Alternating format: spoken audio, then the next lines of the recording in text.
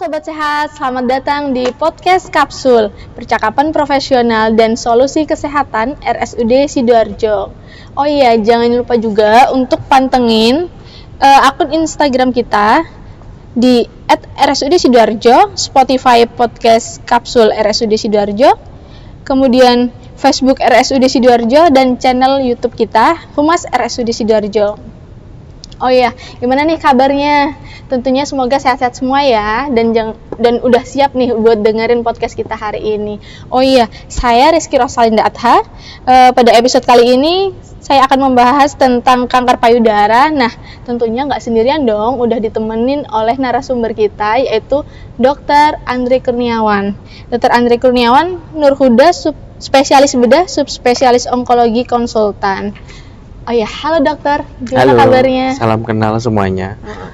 Saya Dr. Andre, dokter bedah, konsultan onkologi. Hari ini membahas tentang apa ya, Mbak? Hari ini tentang kanker payudara. Oke, tentang kanker payudara. Iya. Kalau omong-omong kanker payudara nih ya dokter ya, kanker payudara itu sepertinya salah satu penyakit yang menyumbang angka kematiannya cukup tinggi. Iya, betul. Kemudian penderitanya juga cukup banyak. Iya. Nah, daripada kita semua penasaran, gimana kalau kita langsung mulai aja? Boleh. Saya kepas jadi mitos atau fakta. Nanti dokter tinggal bilang aja mitos atau ya. fakta gitu ya dokter ya. Oke. Gimana kalau saya mulai aja ya dokter ya?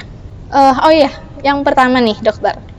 Mitos atau fakta? Setiap orang memiliki sel kanker di tubuhnya. Betul. Jadi setiap orang itu punya kanker di tubuhnya, walaupun itu tidak berkembang. Jadi setiap manusia itu selalu muncul kanker pada setiap saat, ya toh.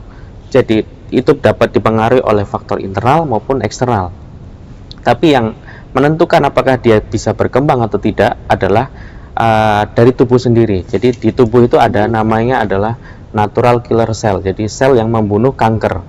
Dimana kalau misalnya ada kanker yang tumbuh, dia yang membunuh. Tapi kadang suatu saat sel kanker itu bisa bersembunyi atau tidak ketemu dengan natural killer cell, akhirnya dia bisa berkembang dan bertumbuh yang menyebabkan kanker itu tadi. Gitu.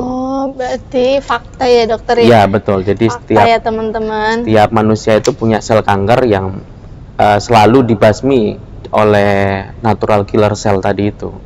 Penyebabnya sih banyak ya. Kalau misalnya dari faktor eksternal itu yang paling banyak itu adalah faktor eksternal.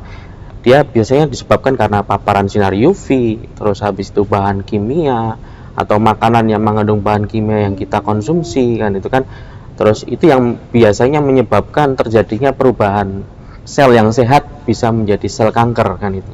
Tapi dia tidak bisa berkembang kalau misalnya dibunuh oleh natural killer cell. Dan kalau misalnya dia lepas atau tidak ketemu dengan natural killer cell, baru dia bisa berkembang menjadi kanker itu sendiri. Gitu. Nah, lifestyle juga berpengaruh ya, ternyata betul, ya dokter betul. Ya. Oke. Kemudian kanker payudara itu disebabkan keturunan tuh bener nggak sih dok? Kadang kan katanya pasti nih adanya kanker juga nih keluarganya, orang tuanya, siapanya gitu. Ya. Jadi sebetulnya salah satu faktor yang disebabkan oleh keturunan itu juga sangat berperan pada kanker payudara, terutama first degree relatif ya, misalnya dari orang tua ke anak gitu ya. Itu biasanya menyebabkan peningkatan faktor resiko 4 sampai 6 kali lipat. Jadi misalnya ibunya punya kanker payudara, terus anak perempuan terutama ya, dia punya anak perempuan, anak perempuannya ini bisa diturunkan, bisa mendapatkan kanker dari ibunya.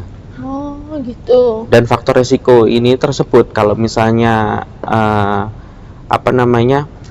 ibunya punya kanker payudara, dia bisa mendapatkan kanker payudara, anaknya mendapatkan kanker payudara itu 4-6 kali lipat lebih tinggi dibandingkan orang yang tidak punya, atau anak yang tidak punya orang tua yang memiliki kanker payudara.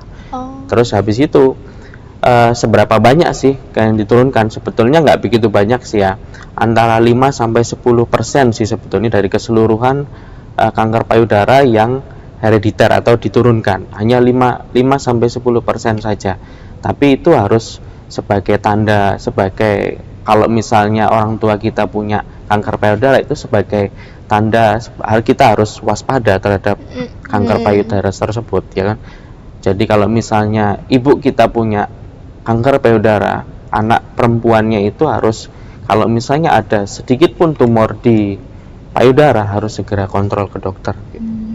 Berarti fakta. Oke. Kemudian nih dokter, ukuran payudara itu mempengaruhi adanya kanker nggak sih?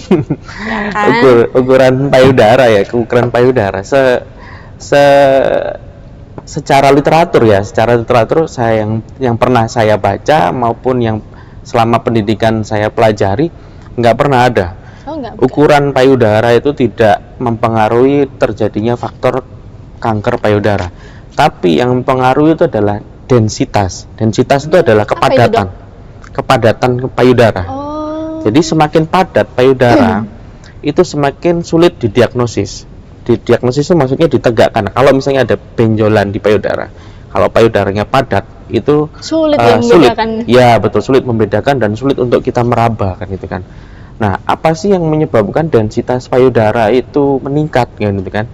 Itu kan pertanyaannya. Yang pertama adalah dia secara genetik ya, misalnya ibunya payudaranya besar, densitasnya tinggi, anaknya mungkin bisa diturunkan kan gitu kan. Yang kedua adalah kehamilan. Kehamilan itu kan payudara mulai berkembang karena mempersiapkan untuk memproduksi ASI. Buat busui. Ya, itu juga sulit untuk kita kadang mendiagnosis ya kan. Kemudian laktasi pada saat menyusui pun juga sama kan, dia kan payudaranya kan berkembang kan. Itu juga densitasnya meningkat. Kemudian faktor-faktor hormonal, misalnya hormon estrogen terutama, yang kalau misalnya orangnya itu punya hormon estrogen yang tinggi, kecenderungan densitas payudaranya itu jadi tinggi. Jadi sebetulnya kalau ukuran payudara tidak mempengaruhi faktor kanker payudara ya, tapi kepadatan dari payudara tersebut yang menyebabkan kanker payudara gitu. Gitu. Jadi mitos teman-teman, nggak perlu khawatir ukuran payudaranya gimana ya. Yang penting sehat itu ya dokter ya. Oke. Oh iya dokter, kanker payudara itu menular nggak sih dokter? Oh enggak kanker payudara itu nggak menular. Jadi kalau misalnya ada keluarga atau ada tetangga atau teman yang punya kanker payudara, jangan dijauhi lah. Kasih support supaya tetap berobat dan supaya tetap cepat sembuh lah. Sebetulnya orang kanker payudara itu, dia apalagi orang yang divonis kanker payudara itu ya, itu kadang secara psikologis itu dia depresi, down ya kan, down. Jadi kita harus, orang di sekitarnya itu harus memberikan support terutama supaya pasiennya tadi tidak terlalu depresi yang terlalu begitu dalam dan dia bisa melanjutkan terapi yang diberikan sama biar dokter. Dia tetap semangat untuk penyembuhan ya dokter ya. Jadi nggak perlu dikucilkan. Jadi mitos ya teman-teman. Oke. Oh iya, ngomong-ngomong tadi benjolan, sebenarnya setiap benjolan di payudara itu kanker nggak sih dok? Kan kadang takut ya. Iya betul, banyak. Itu memang kita harus waspada ya, setiap benjolan di payudara itu kita harus segera periksa ya kan ya, karena setiap benjolan di payudara itu ada dua. Yang pertama itu tumor itu ada dua sebetulnya. Tumor itu ada dua, tumor jinak dan tumor ganas. Kalau yang jinak disebut benigna, yang ganas disebut maligna kan itu kan. Jadi kita harus menentukan dulu. Yang menentukan siapa? Yang menentukan adalah dokter yang menentukan ini jinak atau ganas. Jadi sebagai orang awam, sebagai masyarakat yang tidak mengerti tentang apa itu tumor apa ini, segera kontrol kan supaya bisa didiagnosis oleh dokter dan ditentukan apakah ini jinak atau ganas. Gitu, Mbak. Gitu. Soalnya kadang kalau busi, apalagi saya kayak busi itu kalau benjol-benjol itu ASI saya penuh dokter. Gitu biasanya. Iya memang. Iya. Oke. Oh iya, biasanya nih perempuan tuh bingung bra berkawat itu menyebabkan kanker nggak sih dokter? Oh iya, banyak juga sih yang ngomong kayak gitu ya, bra berkawat ya. Sebetulnya secara logika dan secara literatur itu tidak menyebabkan kanker payudara sih ya kalau bra berkawat ya. Beraber kawat itu lebih menyebabkan, yang pertama itu adalah karena ada kawat ya Mbak ya, di bawah pH-nya itu ada kawat kan. Nah, itu bisa menyebabkan yang pertama kulit di bawah payudara itu menghitam. Karena dia kan ketat. Karena dia ketat ya, banyak gesekan, akhirnya dia menghitam. Yang kedua adalah mengganggu pola napas, pernapasan. Karena dia ketat kan, plus sesak kayak gitu. Nah, itu juga mengganggu. Yang ketiga adalah peredaran darah payudara sebelah bawah ya, terutama dia akan pasti terdampak karena adanya bra yang ketat tadi itu. Peredaran darah di bagian payudara sebagian bawah itu tidak lancar gitu kan. Itu sih penyebabnya kalau misalnya beraber kawat. Kalau ke arah kanker sih bukan ya? Enggak. Gitu. Lebih ke kenyamanan gitu ya, sama efek-efeknya. Mitos ya teman-teman ya. Oke, kanker payudara itu benar nggak sih dok? Cuma wanita penderitanya? Memang kebanyakan sih sepertinya perempuan ya. Kalau kita kebanyakan lihat. ya. Kebanyakan yang periksakan perempuan. Tapi sebetulnya secara statistik, secara literatur itu 1:100 Mbak. 1:100. Iya. Data itu 1:100. Jadi 100 wanita yang terdiagnosis, ada satu yang pasti laki-laki atau pria yang terdiagnosis. Bisa ya? Betul. Bisa. Karena kan sama-sama punya kelenjar payudara, walaupun yang laki-laki nggak berkembang ya, tapi kan ada. Nah, itu juga bisa. Nggak menutup kemungkinan juga bisa terkena ke laki-laki juga ya. Berarti itu fakta. Oke. Kemudian cedera pada payudara itu menyebabkan kanker. Itu mitos atau fakta dokter kira-kira? Cedera kayak apa nih maksudnya? Cedera itu mungkin barangkali kena luka gitu ya, atau habis kena benturan atau apa mungkin ya. Ya, kalau misalnya luka ya, misalnya luka yang dalam menyebabkan sampai ke jaringan payudara sampai itu bisa sebetulnya, karena faktor resiko penyebab sel normal itu berubah jadi kanker itu adalah salah satunya adalah perlukaan. Jadi perlukaan pada sel tadi itu, kalau misalnya selnya tidak bisa menyembuhkan diri, dia bisa berubah menjadi ganas. Gitu. Jadi bisa, tapi ya walaupun nggak dominan ya untuk menyebabkan kanker payudara, tapi kemungkinannya masih ada gitu. Oh gitu, berarti itu fakta ya, salah satu fakta, tapi mungkin nggak terlalu ini juga ya. Ya. Betul. Oke. Oh iya nih, biasanya tuh ini kayaknya semua orang hampir melakukan, menyimpan ponsel atau HP di saku itu dapat menyebabkan kanker nggak sih dokter? Banyak sih memang kayak gitu yang tanya ya, misalnya ditaruh di orang tuh seperti itu ya, dokter ya. Ditaruh di kantong atas, ditaruh di kantong saku bawah kan itu kan. Ya betulnya kalau gelombang itu kan berhubungan dengan gelombang elektromagnet ya gitu kan. Dari ponselnya tadi itu tersendiri ya. Kalau misalnya gelombang elektromagnet tadi itu dia berefek nggak sih sama sel kelenjar payudara kan itu kan. Sebetulnya ada efeknya, cuma kalau misalnya tubuh bisa menanggulangi, bisa membunuh yang berubah jadi ganas tadi itu, bisa dibunuh, itu bisa sih sebetulnya. Apa ya namanya istilahnya, resikonya ada tapi nggak begitu besar. Nggak begitu besar. Atau mungkin imunitas tubuh juga ngaruh mungkin ya? Imunitas itu nanti berhubungan dengan yang natural killer cell tadi itu, kayak yang membunuh sel kanker tadi itu. Kalau misalnya imunitasnya turun ya sel kankernya bertambah, berkembang gitu. Jadi ya kalau menurut saya sih itu fakta, tapi ya nggak begitu signifikan sih kalau misalnya untuk jadi kanker.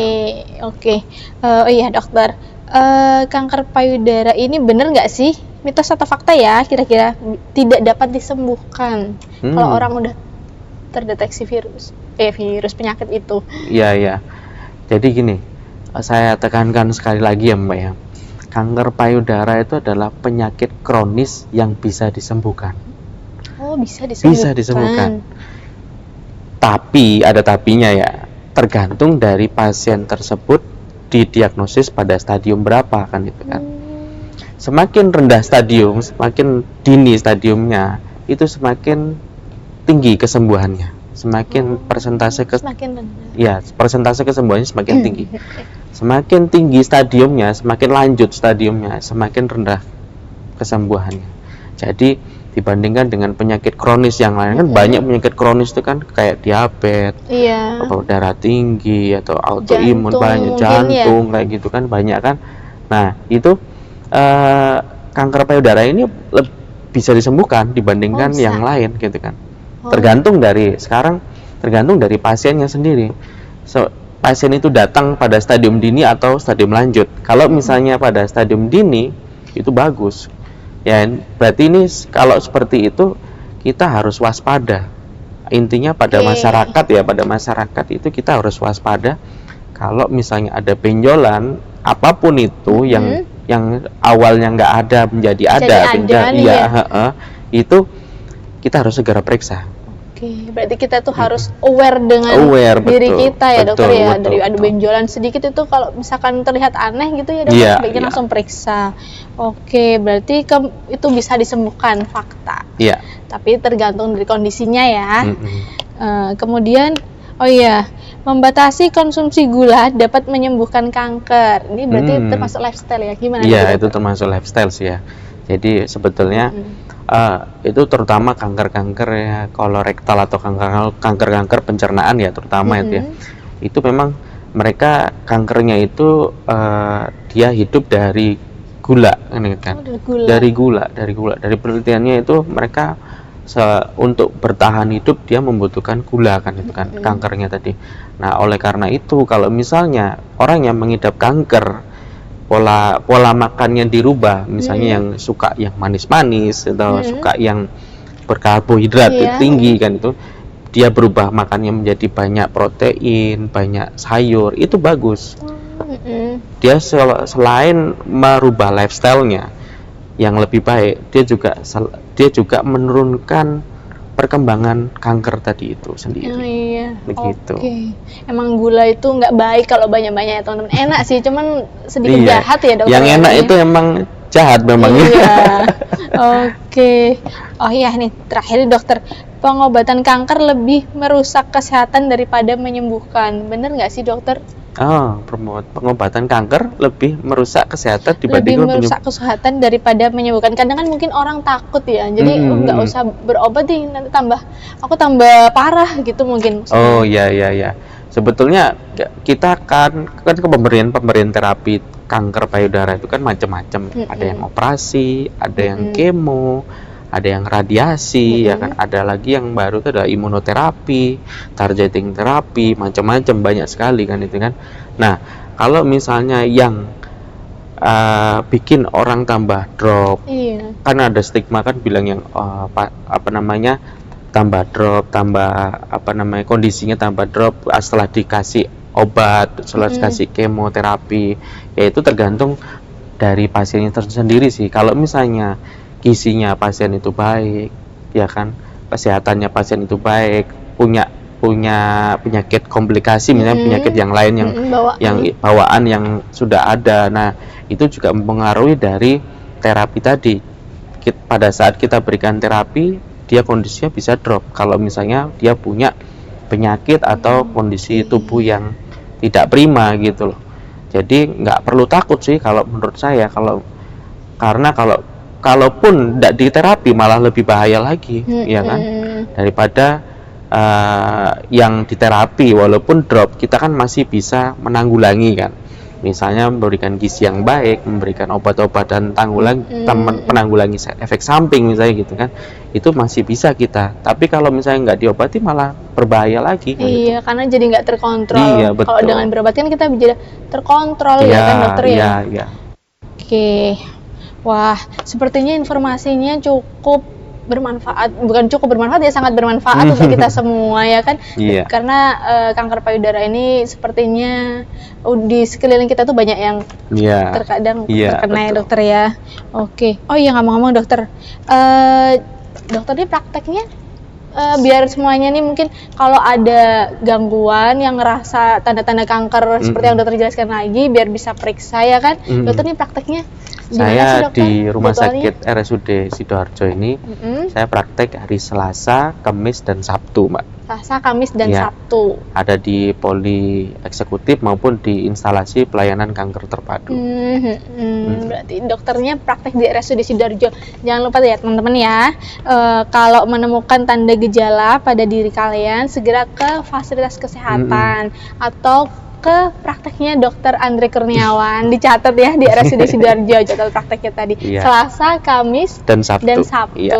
Oke. Oh iya, dokter terima kasih sudah meluangkan waktunya. Sama-sama. Membagi informasi Iya. tentang kesehatan karena sangat penting sekali. Sekarang ini zaman sekarang ini banyak penyakit sepertinya semakin berkembang ya dokter ya. Semakin banyak tahu semakin takut ya Mbak ya gitu ya, nggak apa-apa. Oke, oh iya. Kalau gitu jangan lupa juga buat ngingetin lagi ke teman-teman buat mantengin akun sosial media kita di Instagram @RSUD Sidoarjo. @RSUD SDA, kemudian Facebook RSUD Sidoarjo dan channel YouTube kita di Humas RSUD Sidoarjo karena akan banyak sekali informasi yang akan kita bagikan di sana. Oke, baik dokter, mungkin itu saja acara hari ini. Terima kasih atas kunjungannya. Sama-sama, Mbak. Sampai ketemu lagi di podcast Kapsul, percakapan profesional dan solusi kesehatan. Dadah.